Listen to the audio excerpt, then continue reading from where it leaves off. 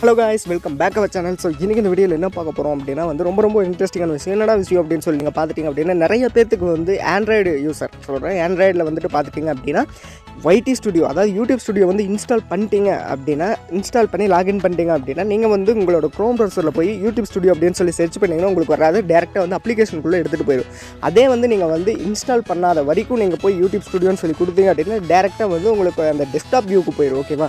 So இப்போ நம்ம அந்த அப்ளிகேஷன் இன்ஸ்டால் பண்ணியிருக்கோம் YT ஸ்டுடியோ. ஸோ பார்த்தீங்கனாலே தெரியும்.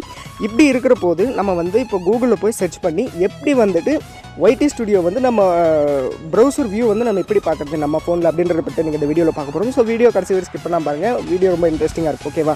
ஸோ அதுக்கான லிங்க் கீழே நான் டிஸ்கிரிப்ஷனில் கொடுத்துருக்கேன். ஸோ டேரெக்டாக நீங்கள் அதை கிளிக் பண்ணி நீங்கள் அந்த YT ஸ்டுடியோக்குள்ளே போய்க்கலாம். ஓகேவா? அந்த ப்ரௌசர் பேஜுக்குள்ளே போய்க்கலாம்.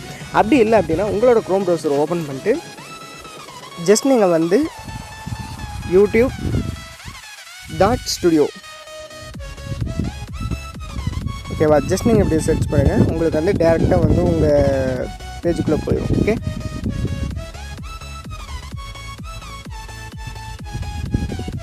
ஸோ இப்போ நீங்கள் கொடுத்தீங்க அப்படின்னா டேரெக்டாக உங்களோட சேனல் பேஜுக்குள்ளே போயிடும். உங்களுக்கு பார்க்க முடியும்னு நினைக்கிறேன். ஸோ பார்த்தீங்கனாலே தெரியும்.